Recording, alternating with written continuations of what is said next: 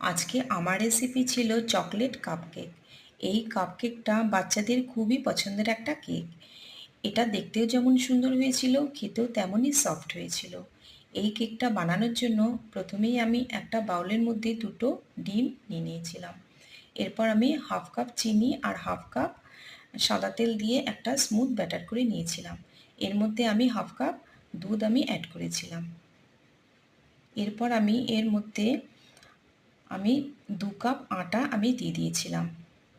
আটার মধ্যে আমি 3 চামচ কোকো পাউডার এর মধ্যে দিয়ে দিয়েছিলাম। আর হাফ চামচ বেকিং পাউডার আর তার থেকেও কম বেকিং সোডা দিয়ে এই ব্যাটারটার সঙ্গে আমি খুব ভালো করে মিশিয়ে নিয়েছিলাম। ব্যাটারটা আরও স্মুথ করার জন্য আমি এতে আরেকটু দুধ অ্যাড করেছিলাম। বেশ অনেকক্ষণ সময় ধরে আমি ব্যাটারটাকে ফেটিয়ে স্মুথ করে নিয়েছিলাম। এদিকে আমি 4টে কাপ নিয়েছিলাম, কাপগুলোর মধ্যে আমি অয়েল ব্রাশ করে নিয়েছিলাম। এবার এই ব্যাটারটা এক এক করে কাপগুলোর মধ্যে হাফ পোর্শন ভর্তি করে দিয়েছিলাম, আর মাঝখানে চকলেটের একটু ফিলিং করার জন্য চকলেট দিয়ে দিয়েছিলাম।